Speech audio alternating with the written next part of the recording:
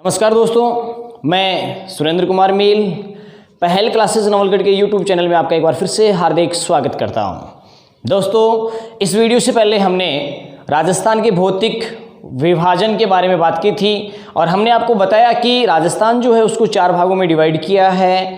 कौन कौन से हैं ये मैंने पहले वाले वीडियो में आपको बता दिया है। जो विद्यार्थी नए हैं वो विद्यार्थी इस वीडियो के डिस्क्रिप्शन में जाएं, वहाँ आपको पहले वाली वीडियो हैं उनके लिंक मिल जाएंगे। इसके अलावा जो विद्यार्थी नए जुड़े हैं वो हमारे इस चैनल को ज़्यादा से ज़्यादा सब्सक्राइब करें, साथ में बेल आइकन है उसके बटन को आप क्लिक कीजिए ताकि आने वाली वीडियो का नोटिफिकेशन भी आपको मिल सके। दोस्तों, हम बात करेंगे आज भौतिक विभाग में पहले भौतिक विभाग की, और उसकी बात करते हैं तो नाम है उत्तर पश्चिम मरुस्थलीय प्रदेश। सबसे पहले तो मैं आपको ये बताता हूँ कि इसका जो विस्तार है वो किस प्रकार से अपने यहाँ तक आ गया और आगे फिर क्यों रुक गया।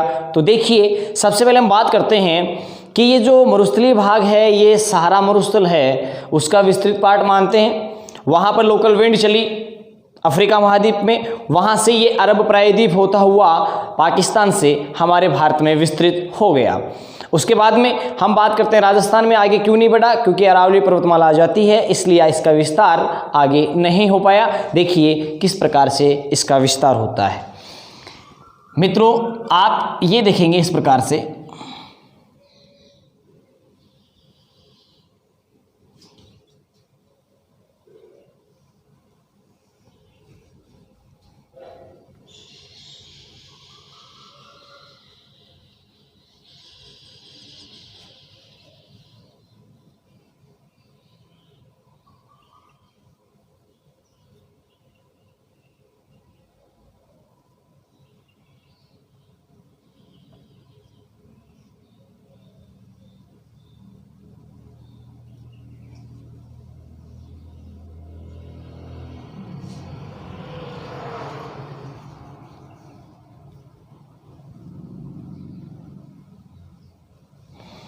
यहाँ आप देखेंगे कि इस प्रकार से ये आपका है सहारा का मरुस्थल, ठीक है। या फिर मैं यूं कहूँ कि ये ग्रेट पेलियो आर्कटिक मरुस्थल है। क्या है? ग्रेट पेलियो आर्कटिक मरुस्थल अफ्रीका महाद्वीप में। और यहाँ से क्या हुई, इस प्रकार से ये आपकी लोकल विंड चली, ठीक है। इन लोकल विंड के कारण से यहाँ की जो मिट्टी है वो यहाँ आ गई आपके अरब देश जो हैं, इन अरब देशों में आ गई, ठीक है। यहाँ से फिर ये आपकी कहाँ आ गई? पाकिस्तान में आ गई, फिर यहाँ भारत में, ठीक है। तो इस प्रकार से ये ऐसे लोकल विंड थी, यहाँ आ गई। और अब इनके नाम की बात करते हैं। जब ये यहाँ से मिट्टी उड़ करके यहाँ आ गई अरब देशों में, अरब प्रायद्वीपीय भागों में, तो वहाँ पर इस मरुस्थल को क्या बोल दिया? कबीर। क्या बोल दिया इसको? कबीर। और जब यहाँ की मिट्टी उड़ करके कहाँ आ गई? पाकिस्तान में, तब वहाँ इसको क्या बोल दिया? यहाँ इसको बोल दिया चोलिस्तान। चेलिस्तान भी बोला जाता है। यहाँ ये आने के बाद में यहाँ पर इसको क्या बोला गया? थार का मरुस्थल। क्या बोला गया इसको? थार का मरुस्थल। इसका मतलब ये है कि ये किस प्रकार से किसका विस्तृत भाग है, तो ये आपको मैंने यहाँ बता दिया है। अब देखिए, अब हम बात करते हैं इसके उपनाम की। यदि इसके उपनाम की अपन बात करें तो इसको क्या कहा जाता है? इसको थार का मरुस्थल कहा जाता है। इसी को यहाँ पर आप ध्यान देंगे, इसको शुष्क रेतीला मैदान भी कहा जाता है। शुष्क रेतीला मैदान, या फिर यूँ कहें कि इसको महान भारतीय मरुस्थल भी कहा जाता है। महान भारतीय मरुस्थल भी कहा जाता है। या फिर अपन बात करते हैं इसको क्या कहा जाता है? इसको राजस्थान में थली या धोरारी धरती भी कहा जाता है। क्या कहा जाता है इसको? थली या फिर धोरारी धरती। ठीक है, तो इस प्रकार से आप ध्यान देंगे कि इसका जो उपनाम है वो क्या क्या है। थार का मरुस्थल है, शुष्क रेतीला मैदान, महान भारतीय मरुस्थल, थली, धोरारी धरती, ये इनके क्या हैं, ये उपनाम हैं। अब देखिए, अब हम बात करते हैं इसके निर्माण की, कि इसका निर्माण कब हुआ। यदि इसके निर्माण की अपन बात करें तो मैं आपको बताता हूं, जो आपका ट्रसरी काल है, ठीक है ना, यानी तृतीय काल और जो चतुर्थक काल है उसमें इसका निर्माण हुआ था। और यहां पर चतुर्थक काल की बात करते हैं तो चतुर्थक काल में भी मुख्य रूप से प्लीस्टोसीन काल जो है उसमें इसका क्या हुआ, निर्माण हुआ। अर्थात अपन ये कह सकते हैं टर्शियरी काल व क्वार्टरी बोल दीजिए, क्वार्टर जिसको आप बोलते हैं, क्वार्टर वो जो आप समझते हैं वो क्वार्टर नहीं है, ठीक है ना, तो क्वार्टरी काल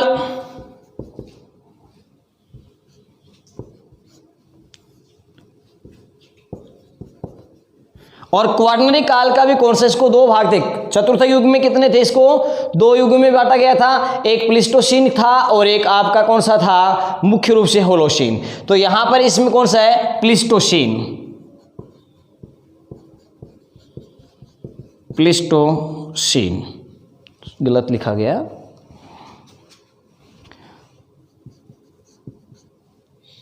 ठीक है। यहां पर ट्रसरी काल की अपन बात करते हैं। मैं तृतीय काल की एक बात कर दूं तो इस भाग में, इस काल में क्या है कि विभिन्न प्रकार की अवसादी चट्टानों के रूप में जो अपन कह सकते हैं कि कोयला,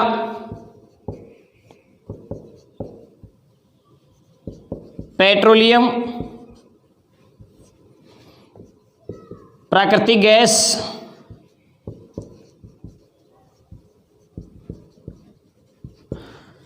और बलुआ पत्थर वगैरह जो हैं वो मुख्य रूप से इन राजस्थान के इस भाग में देखने को मिलते हैं।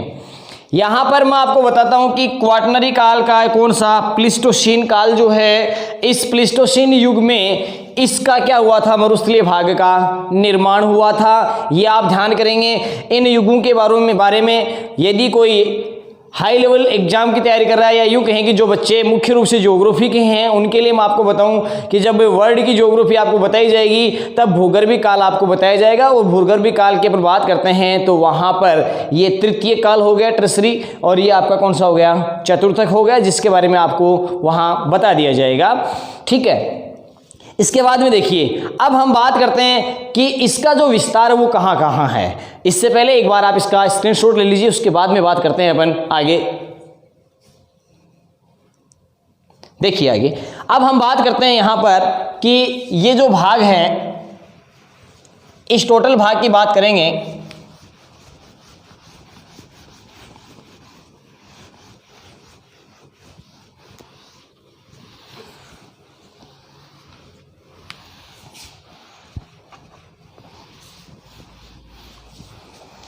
देखो आगे, अब हमें इसके विस्तार के बारे में पढ़ना है।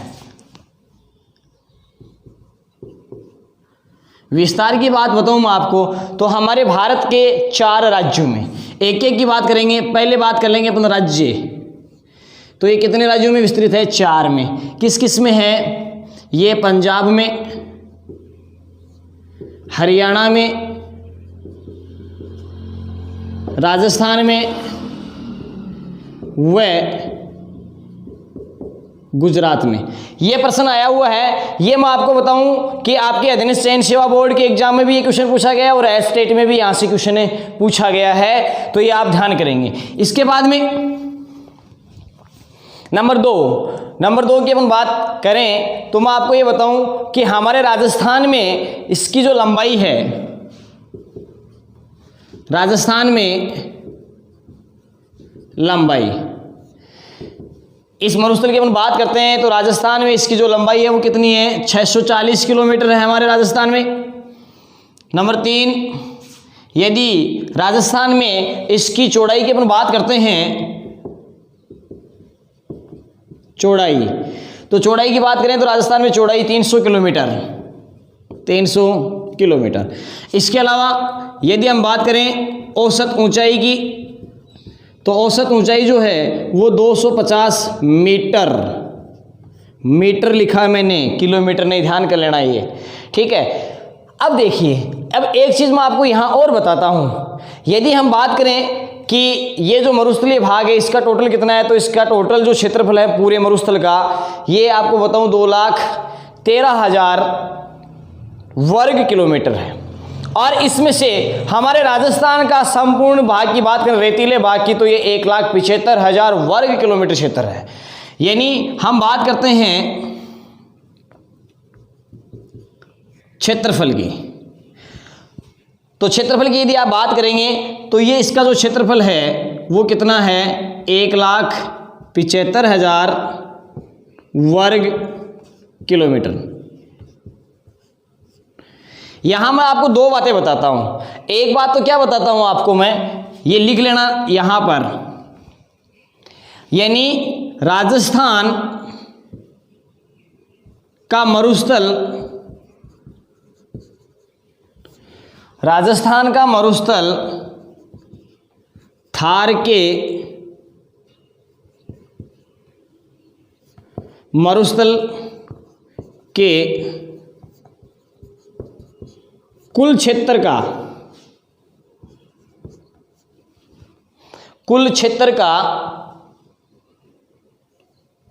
62% भाग है, या यूं कहें 3/5 भाग है।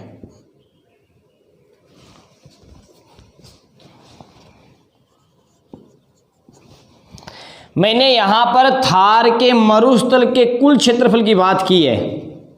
अब मैं यहां पर एक चीज और बताता हूं कि राजस्थान के मरुस्थल की हम बात कर रहे हैं, यानी कहने का मतलब ये है कि राजस्थान का मरुस्थल वो कौन सा है, उत्तर पश्चिम मरुस्थल। किस में बात कर रहा हूं मैं राजस्थान की बात कर रहा हूं, लिख देता हूं। और यदि आप ज्यादा जानकारी चाहते हैं, हालांकि वो चीज यहां वो भी लिख सकते हैं आप, तो उत्तर पश्चिम मरुस्थल की बात कर रहा हूं, या मैं यूं कहूं कि हमारे राजस्थान के मरुस्थलीय भाग की यदि बात करते हैं अपन, तो ये क्या है, राजस्थान के कुल क्षेत्रफल का या क्षेत्र का 61.11%, या यूं कहें 2/3 भाग है। ये भी आपको ध्यान करना है, क्योंकि यहां से भी क्वेश्चन पूछा जा चुका है, इसलिए इसके बारे में भी आपको पता होना जरूरी है। और यहां से कई बार क्वेश्चन गलत होने के चांसेस आपके रहते हैं, तो वो गलत नहीं हो। मैं आपको क्या कह रहा हूं कि टोटल मरुस्थल जो है, ये टोटल मरुस्थल है, ये कहां कहां है, ये पंजाब में है, हरियाणा में, राजस्थान में, गुजरात में। तो पूरे मरुस्थल का यूं कहूं कि 62% भाग तो कहां पर है, राजस्थान में, ठीक है। इसके बाद में हम बात कर रहे हैं कि राजस्थान का जो टोटल क्षेत्रफल है, अभी मैप के द्वारा आपको बताऊंगा मैं, राजस्थान का जो टोटल क्षेत्रफल है उस क्षेत्रफल की अपन बात करते हैं 3,42,239 वर्ग किलोमीटर में से ये 61.11% भाग पर स्थित है, या यूं कहें टोटल का कितना 2/3 भाग है, वो किस में आता है, मरुस्थल में आता है। कोई दिक्कत नहीं है इसमें, ठीक है।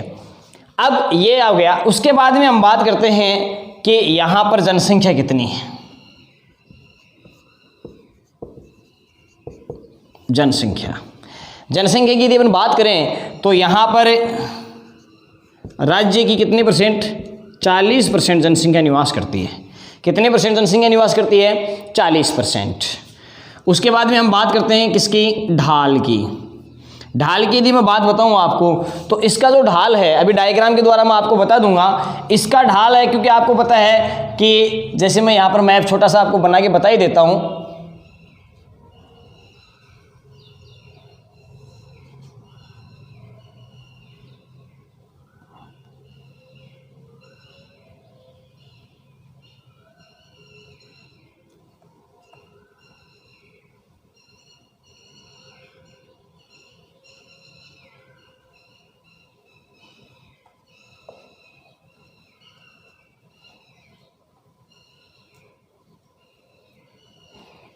ये अपना राजस्थान है, और यहां आप देखेंगे इसको इस प्रकार से बांटा गया है।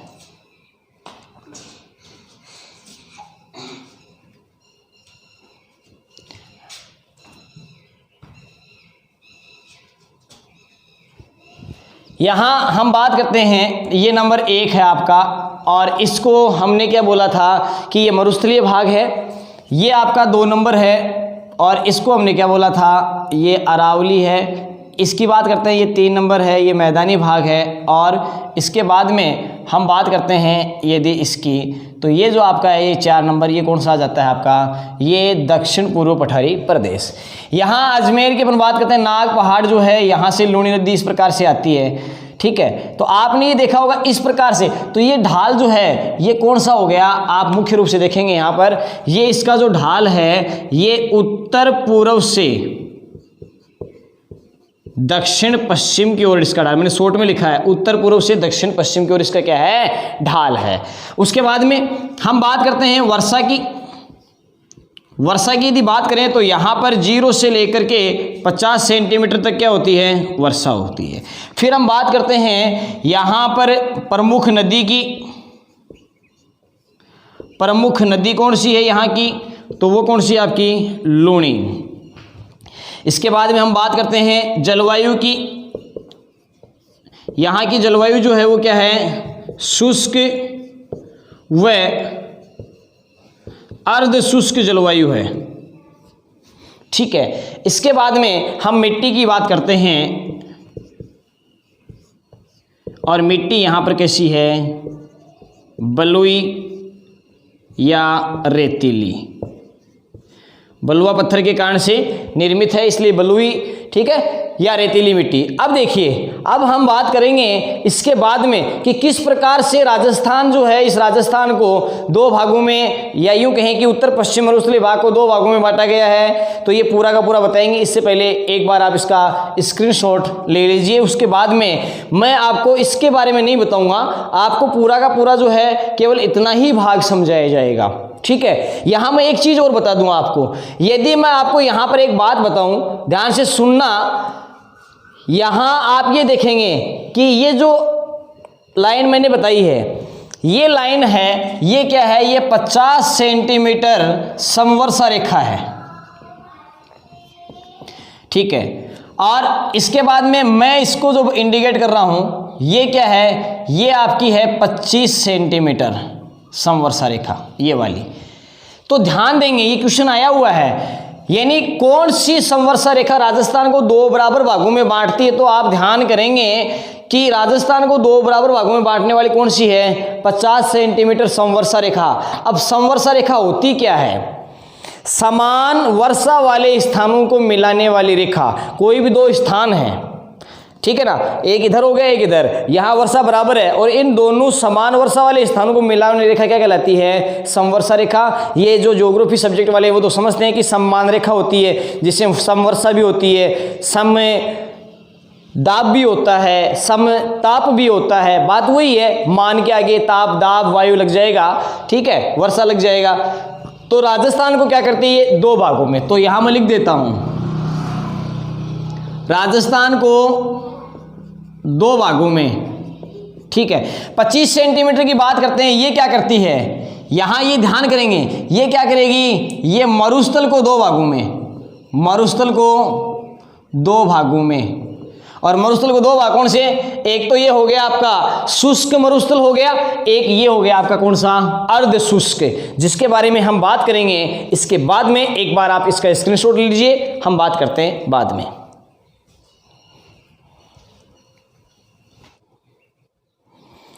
हाँ, तो अब देखिए आगे दोस्तों, अब इसके बाद में अपन बात करते हैं कि मरुस्थलीय जो भाग है इसको कितने भागों में डिवाइड किया गया है।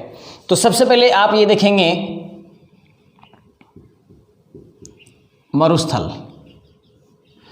यदि इस मरुस्थल की बात मैं आपको बताऊं तो मैंने हालांकि वर्गीकरण पहले बता दिया था, फिर भी मैं यहाँ आपको दोबारा बता देता हूँ कि मरुस्थलीय भाग जो है इसको 2 भागों में डिवाइड किया गया है। 2 भाग कौन कौन से हैं, एक तो शुष्क मरुस्थल, शुष्क मरुस्थल, और दूसरा है आपका अर्ध शुष्क मरुस्थल।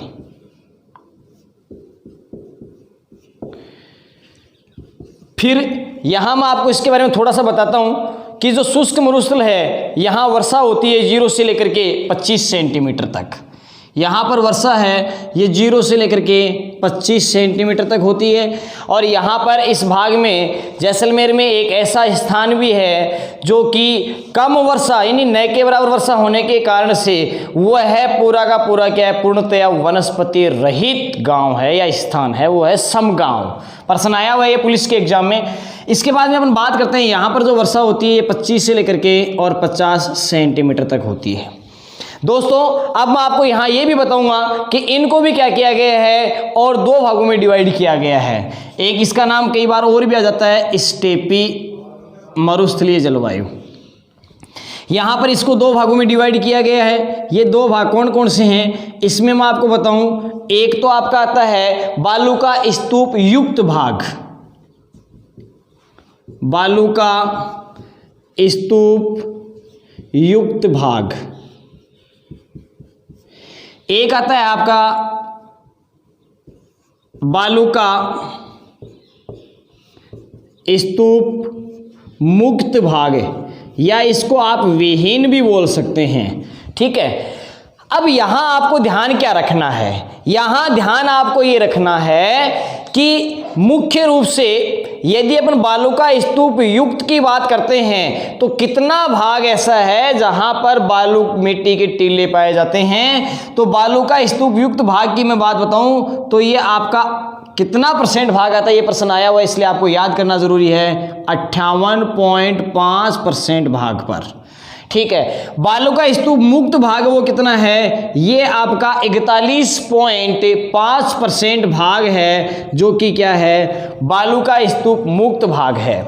अब यहां पर ये बालू का स्तूप मुक्त क्यों है, क्योंकि यहां पर यदि अपन बात करें, सबसे पहले मैं इसी की बात करूंगा, इसकी बात अपन बाद में करेंगे। मैं यहां पर हालांकि आपको बता दूंगा इसका डिवाइडेशन क्या है। यदि हम बात करते हैं बालू का स्तूप युक्त की, तो बालू का स्तूप युक्त में यहां पर 3 प्रकार की आकृतियां आपको देखने की मिलेंगी पूरी की पूरी मरुस्थल में, जिनमें से एक आकृति आपकी यहां आ जाएगी और उसकी अपन बात करते हैं तो वो आपका क्या हो जाएगा, ध्यान से सुनेंगे मेरी बात। वो भाग ये मरुस्थल की अपन बात करें तो बालू का स्तूप मुक्त क्यों है, क्योंकि यहां पर क्या है, यहां पर आपका जो चट्टानी मरुस्थल है वो देखने को मिलता है। तो ये ध्यान करेंगे कि ये बालू का स्तूप मुक्त क्यों है, तो क्या कारण है, इसका कारण लिख रहा हूं मैं।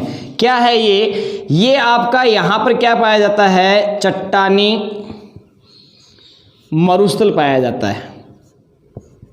क्या पाया जाता है, चट्टानी मरुस्थल। और चट्टानी मरुस्थल होने के कारण से यहाँ पर बालू मिट्टी के टीले नहीं पाए जाते हैं, जिसको सहारा मरुस्थल में क्या कहा जाता है, हमादा। क्या कहा जाता है, हमादा कहा जाता है। ये आप ध्यान करेंगे।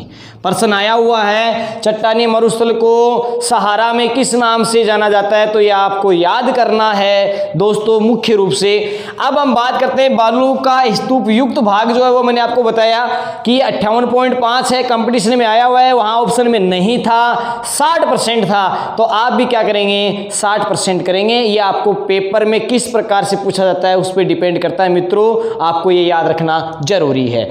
अब देखिए, अब मैं आपको बताने जा रहा हूं यहां पर कि यहां ये जो भाग है इसमें बालू का स्तूप युक्त भाग पाया जाता है। इसको 2 भागों में डिवाइड किया गया है। इसमें 2 मुख्य कौन सी आकृतियां आपको देखने को मिलती हैं, इसकी बात यदि मैं आपको बताऊं, एक तो आपका होता है कि जो मुख्य रूप से जहां चारों ओर रेत ही रेत फैली होती है उसको बोलते हैं आप इर्ग,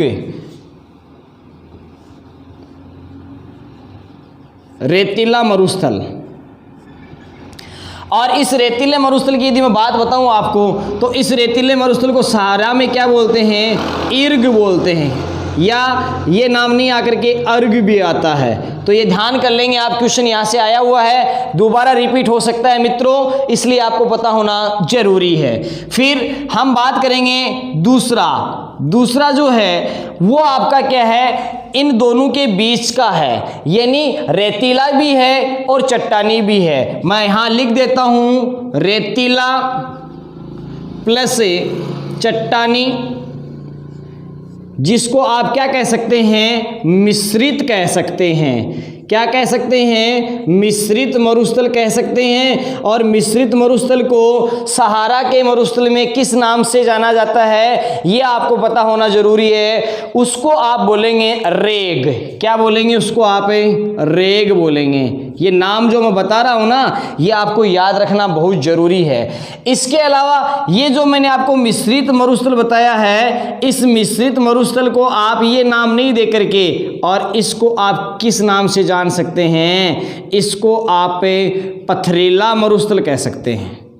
बेटा ये चट्टानी है, ये क्या है, चट्टानी है, जबकि मैं पथरीला की बात कर रहा हूं। ये क्या है आपका, पथरीला मरुस्थल है। मतलब रेत भी है और साथ में कंकड़ पत्थर भी इसमें पाए जाते हैं। इसके अलावा यहाँ एक चीज़ आपको और ध्यान रखनी है कि ये कहाँ पाए जाते हैं। मैं आपको बताऊं, यदि इसकी बात मैं आपको बताऊं तो ये ध्यान कर लेना, मैं लिख रहा हूं यहाँ पर, ये आपकी जो भारत पाकिस्तान की जो अंतर्राष्ट्रीय सीमा है उसके सहारे पाए जाते हैं, गुजरात से लेकर के और पंजाब तक।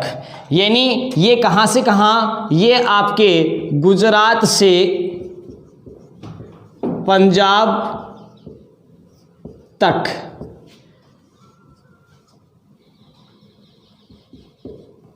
भारत पाक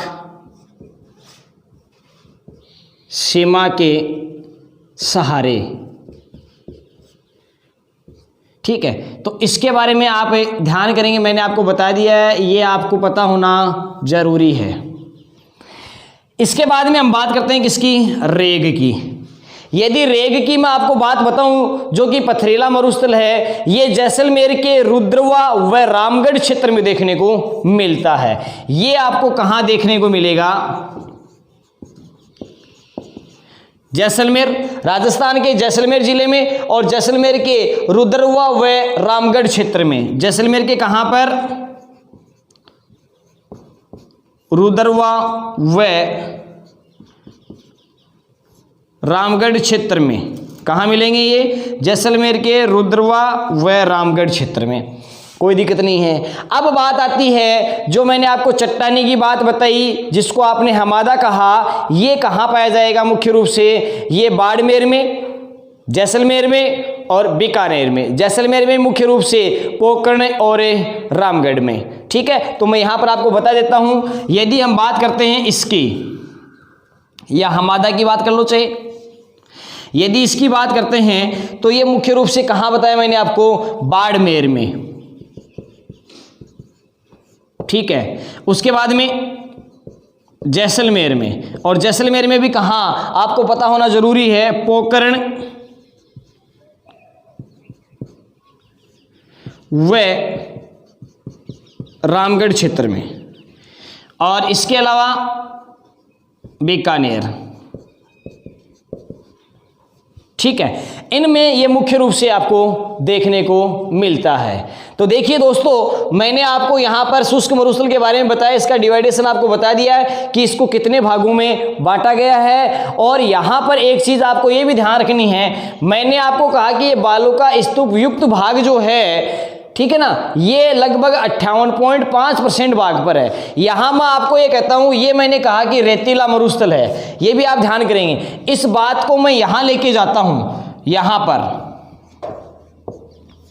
यदि बालू का स्तूप वाले को मैं दो भागों में डिवाइड करूं इसको, तो आपको ये पता होना चाहिए, एक तो यहां पर पूर्णतः मुख्य रूप से क्या हो जाएगा, मरुस्थल हो जाएगा, और एक आपका क्या हो जाएगा, यहाँ पर जो 15% में फैला हुआ है वो क्या हो जाएगा, आपका अर्ध मरुस्थल के रूप में आ जाएगा। यानी अपन ये कहें कि मरुस्थल को अपन दो भागों में डिवाइड करें, सामान्य रूप से प्रश्न आ जाए तो उसमें एक तो आपका कौन सा हो गया, शुष्क मरुस्थल हो गया, और एक आपका कौन सा हो गया, अर्ध शुष्क। जिसमें से अर्ध शुष्क की यदि अपन बात करें तो ये तो केवल 15% में आता है, बाकी 85% में आपका कौन सा आएगा, रेतीला। ठीक है ना, तो ये आप ध्यान कर लेंगे कि रेतीला जो मरुस्थल है, ये रेतीला मरुस्थल है, वो टोटल कितने परसेंट भाग पर है, 85% भाग पर है।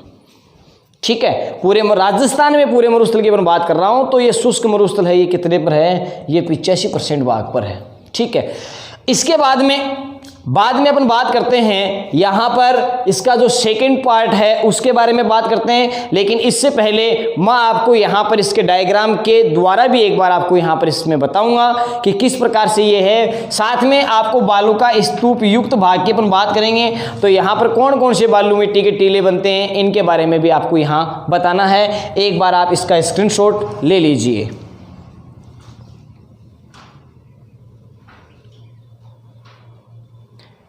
अब देखिए बालू का स्तूप की बात करेंगे अपन। मैंने आपको कहा कि बालू का स्तूप युक्त भाग यदि अपन बात करते हैं तो वो कितना है, वो आपका 58.5 यानी 58.5% भाग है। तो देखिए एक मैप के थ्रू मैं आपको बताता हूं।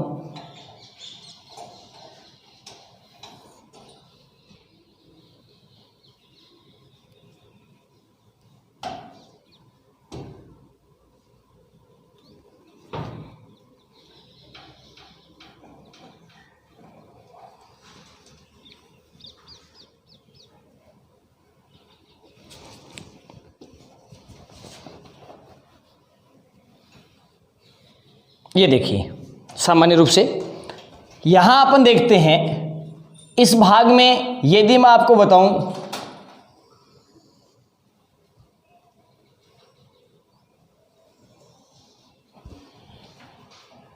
इस प्रकार से, ये पूरा का पूरा भाग क्या हो गया आपका मरुस्थल।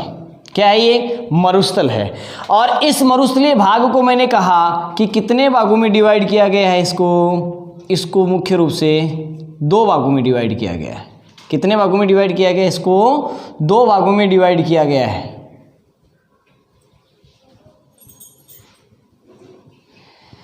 और इस 2 भाग की बात करें अपन तो ये वाला जो पार्ट है ये आपका कौन सा हो गया? ये आपका शुष्क मरुस्थल हो गया। और ये कौन सा हो गया आपका? इधर वाला अर्ध शुष्क मरुस्थल। ये यानी मरुस्थलीय भाग को 2 भागों में बांटने वाली समवर्षा रेखा मैंने आपको बता दी थी, और वो कौन सी थी? 25 सेंटीमीटर थी, जो राजस्थान के मरुस्थलीय भाग को 2 भागों में डिवाइड करती है। ठीक है। अब देखिए यदि मैं आपको कहूं कि अरावली पर्वतमाला के पश्चिम में कौन सा भाग है, तो अर्ध शुष्क मरुस्थलीय भाग है। यहाँ शुष्क मरुस्थल को मैंने फिर से 2 भागों में बांट दिया। एक मैंने आपको बता दिया जो बालू का स्तूप युक्त भाग है वो, और एक में मैंने आपको बताया बालू का स्तूप मुक्त भाग, जिसमें बालू मिट्टी के टीले नहीं पाए जाते। यहाँ यदि अपन बात करते हैं, इसमें आप मुख्य रूप से देखेंगे कि ये जो पार्ट आपका डिवाइडेशन मैंने अभी किया है, ये वाला जो भाग है, ठीक है ना, इस भाग की अपन बात करते हैं। और ये भाग मुख्य रूप से आपका यहाँ पर यानी देखेंगे, थोड़ा सा ऊपर हो गया लेकिन फिर भी मैं बताता हूँ, ये P हो गया आपका, ये आपका हो जाएगा B, और ये आपका हो जाएगा यहाँ पर जोधपुर की अपन बात करेंगे, और जोधपुर में फलोदी। ये आपका क्या हो गया? ये तो हो गया जैसलमेर में पोखरण हो गया, बाड़मेर में बालोतरा हो गया, और ये आपका क्या हो गया? ये आपका हो गया फलोदी। तो ये वाला जो भाग है ये इस प्रकार से आपका एंगल बन गया। ये वाला जो पार्ट है ये क्या कहलाता है? ये पूरा का पूरा हमादा कहलाता है। क्या कहलाता है ये वाला भाग? हमादा। यानी ये तो आपका हो गया पोखरण, ये आपका बालोतरा बाड़मेर, और ये फलोदी जोधपुर। ये क्या कहलाता है? हमादा, चट्टानी भाग है। यानी ये पूरा का पूरा जो भाग मैंने आपको बताया है, ये पूरा पार्ट मैंने आपको बताया, ये क्या है? ये आपका बालू का स्तूप मुक्त भाग है। क्या है ये? बालू का स्तूप मुक्त भाग है। ठीक है, ये आपको ध्यान रखना जरूरी है। यहाँ पर बालू मिट्टी के टीले नहीं पाए जाते हैं। और ये बालू का स्तूप मुक्त भाग की मैं बात बताऊँ आपको, तो ये कितने % भाग पर है? ये 41.5% भाग पर है।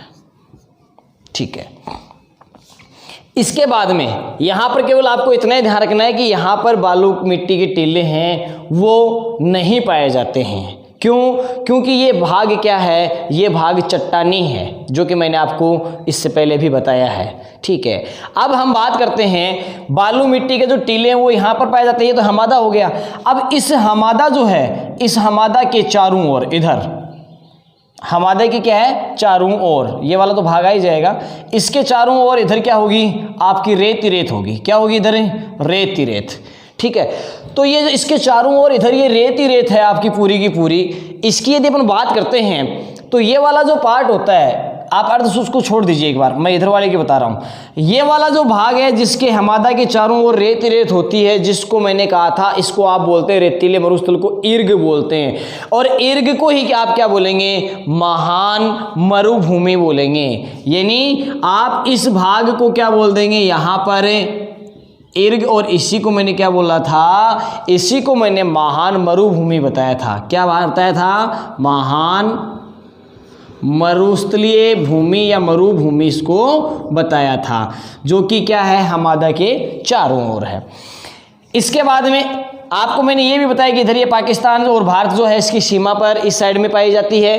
फिर हमने बात की थी कि इसका एक मिश्रित भाग है जिसमें आपका जो रेतीला भाग है वो भी होगा, चट्टानी भी होगा, जिसको हमने क्या कहा था, पथरीला भाग बताया था या मिश्रित भाग बताया था। ये जैसलमेर के रुद्रवा और रामगढ़ क्षेत्र में मुख्य रूप से आपको देखने को मिलता है।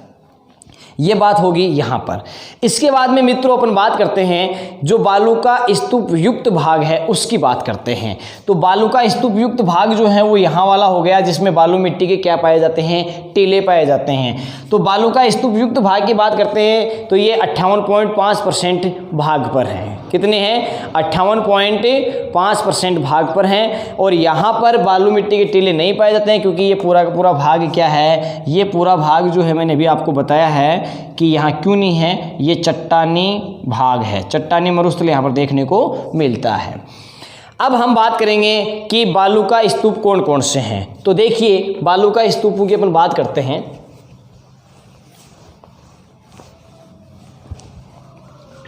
मरुस्थलीय भूमि में यदि अपन देखते हैं तो यहाँ पर हमको कितने प्रकार के बालू का स्तूप देखने को मिलते हैं। ये क्या होता है, ये जब पवनें चलती हैं तो पवनें जो हैं उन पवनों के साथ मिट्टी उड़ करके दूसरे स्थान पर जाकर के क्या हो जाती है, जमा हो जाती है। और उसके जमाव के कारण से बनने वाली आकृति है उसको क्या बोलते हैं, स्तूप, टीले, टीबे कहा जाता है। ठीक है, सबसे पहले हम बात करते हैं यहाँ पर टीलों के बारे में। नंबर 1,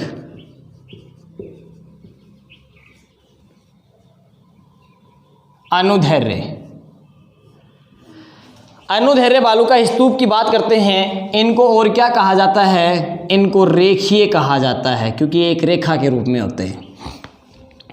ये बालू का स्तूप जो है, इनमें की यदि बात करें अपन तो ये पवनों की दिशा के क्या होते हैं, समानांतर होते हैं। क्या होते हैं, ये पवनों की दिशा के समानांतर इस प्रकार बनते हैं। ये बालू का स्तूप जो बनते हैं वो इस प्रकार और इस प्रकार क्या चलती हैं, पवनें चलती हैं आपकी।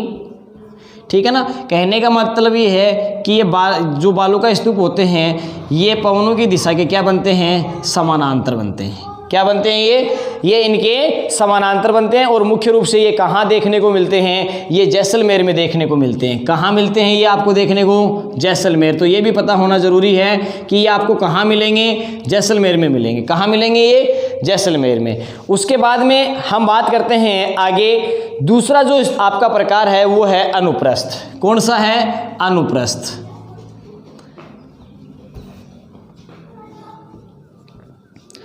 अनुप्रस्थ की अपन बात करें तो अनुप्रस्थ बालू का जो टीले होते हैं ये क्या होते हैं, ये पवनों की जो दिशा होती है, जैसे इस प्रकार पवनें चल रही हैं तो इन पवनों की दिशा के इस प्रकार ये लंबवत बनते हैं। तो आप ध्यान करेंगे कि ये जो होते हैं ये इस प्रकार बनते हैं, अर्थात इस प्रकार पवनें चल रही हैं आपकी, ये पवनों की क्या हो गई आपकी दिशा।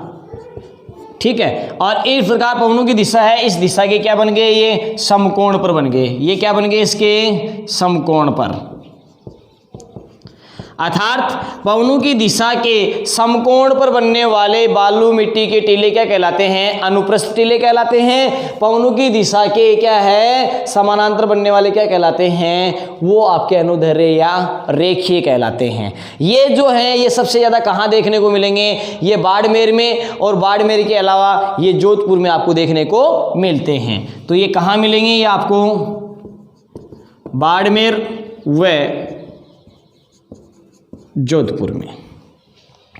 एक बात आपकी यहाँ मैं आपको बता दूं, बताने में भी रह गई थी, ध्यान में आ गई। मैंने राजस्थान को दो भागों में बांटा, शुष्क में, अर्ध शुष्क में। शुष्क की अपन बात करते हैं तो टोटल जिले की अपन ने बात नहीं की थी। मैं यहाँ पर बताऊं कि टोटल जिले इसमें कितने आते हैं, 12 आते हैं। कितने आते हैं, 12 जिले आते हैं, तो ये आपको पता होना चाहिए। और इन 12 की यदि बात करते हैं तो शुष्क वाला भाग है, इस शुष्क वाले भाग में आपका बीकानेर आ जाता है, जैसलमेर आ जाता है, बाड़मेर आ जाता है और जोधपुर आ जाता है। ठीक है, यानी कहने का मतलब है कि 4 जिले जो हैं वो आपके शुष्क वाले में मुख्य रूप से आते हैं, और यदि बात करते हैं अपन 8 की तो वो किस में आते हैं, अर्ध शुष्क में। तो इनकी अपन बात करते हैं तो ये क्या आपका 4 + 8 है, जो कि आपका क्या हो जाएगा, एक तो आपका हो जाएगा शुष्क वाले की बात कर रहे हैं, और ये आपके कितने हो जाएंगे इसमें, अर्ध शुष्क वाले में। ठीक है, ये बात पहले रह गई थी, मैंने आपको बता दिया है, नोट कर लेना आप भी। कितने जिले आते हैं, 12 जिले आते हैं। आगे देखो, आगे हम बात करते हैं नंबर 3। तीसरा जो बालू मिट्टी का टीला आता है उसकी बात करते हैं बरखान। ये जो बरखान है, ये बरखान क्या होते हैं, पहला प्रश्न यहां पर इंपॉर्टेंट आता है, ये होते हैं आपके अर्धचंद्राकार। क्या होते हैं ये, अर्धचंद्राकार बालू मिट्टी के टीले होते हैं। अर्धचंद्राकार बालू का स्तूप जो होते हैं वो क्या कहलाते हैं, बरखान कहलाते हैं। बहुत बार कंपटीशन में क्वेश्चन आ चुका है। और ये बरखान जो होते हैं ये सर्वाधिक गतिशील और विनाशकारी होते हैं। ये क्या होते हैं, ये सर्वाधिक गतिशील भी होते हैं और विनाशकारी भी होते हैं। ये आपको नोट करके रखना है, ध्यान रखना है। इसके बाद में यहाँ पर मैं आपको बताऊं कि अर्धचंद्राकार, यानी कहने का मतलब है कि ये जो पौने हैं आपकी, उन पौनों की यदि अपन बात करें तो ये पौनों के लंबवत होते हैं, इसलिए, या यूं कहें कि अनुप्रस्थ प्रकार के बालू मिट्टी के टीले होते हैं, उनका विस्तारित रूप होता है ये। ठीक है, क्या होता है ये, उनका विस्तारित रूप होता है। इस प्रकार से आप देखेंगे,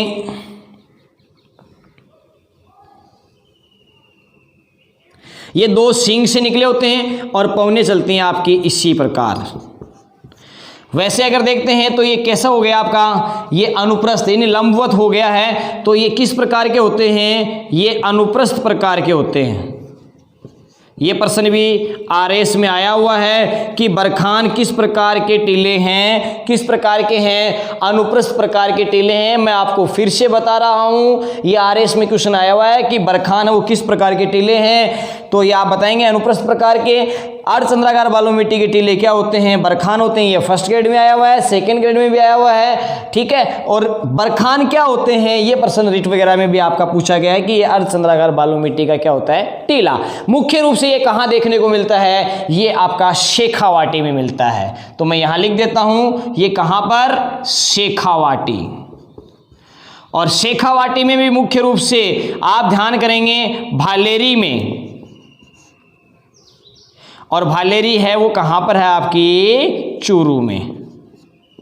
मैंने बता दिया है, भालेरी जो कि कहां पर है, चूरू में है। यहां पर ये टीले मुख्य रूप से देखने को मिलते हैं। और इसमें क्या होते हैं, आपके 2 नुकीले शिरे होते हैं। यहां पर यदि बात करें अपन कि इसमें यदि एक भी हो, ये तो अर्धचंद्राकार हो गया, एक होगा तो उसको क्या बोलेंगे आप, सीप।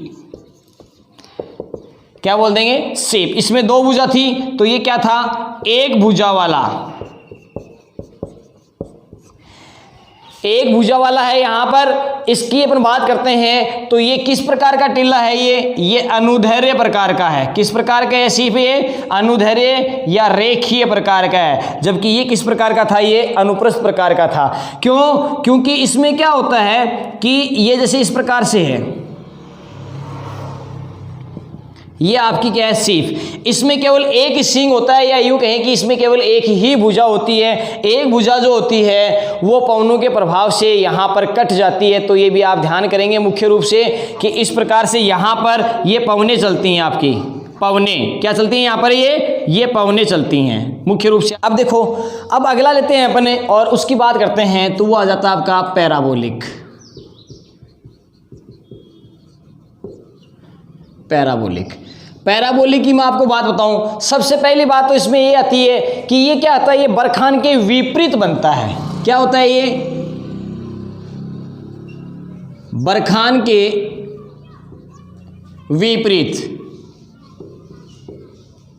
एक बात तो इसमें आती है, सबसे मेन आती है, तो ये कई बार पूछा जाता है तो आपको पता होना जरूरी है। यानी बरखान तो बनता है इस प्रकार से, ये हवा इस प्रकार से चलती है और ये आपका बरखान बन गया। मैंने कहा बरखान के विपरीत है, तो यहां आप देखेंगे कि बरखान के विपरीत जो ये बनता है तो इस प्रकार बनेगा।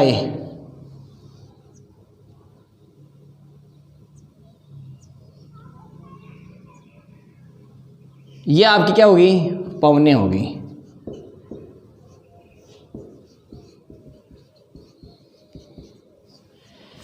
ठीक है। दूसरी बात, यदि अपन बात करते हैं तो ये देखने में हमें किस प्रकार की लगती है? ये हेयर पिन की आकृति के अनुसार दिखाई देता है। किस प्रकार से? हेयर पिन की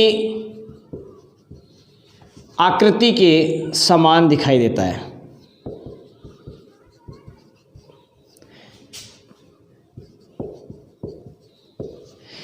इसके बाद में एक चीज और ध्यान रखनी है, ये जो टीले होते हैं, ये टीले आपके क्या होते हैं? ये मुख्य रूप से आपके सर्वाधिक, या यूं कहें कि ये श्रृंखलाबद्ध होते हैं। क्या होते हैं? ये श्रृंखलाबद्ध होते हैं। श्रृंखलाबद्ध होते हैं, ये भी आप ध्यान कर लेना। विनाशकारी की बात अपन ने बताई थी, तो विनाशकारी कौन से होते हैं? विनाशकारी तो आपके जो होंगे वो बरखान होंगे, जो कि आपके अनुप्रस्थ जो हैं उनका ही क्या होता है? एक विस्तृत रूप होता है, बहुत बड़ा रूप होता है। उसके बाद में हम बात करते हैं तारा बालू का स्तूप। तारा बालू का स्तूप की यदि बात करते हैं तो तारा बालू का स्तूप जैसे नाम से पता है, उसमें बहुत सारे क्या होंगे? तारा स्तूप। इसमें क्या होगा? इसमें आपकी इस प्रकार से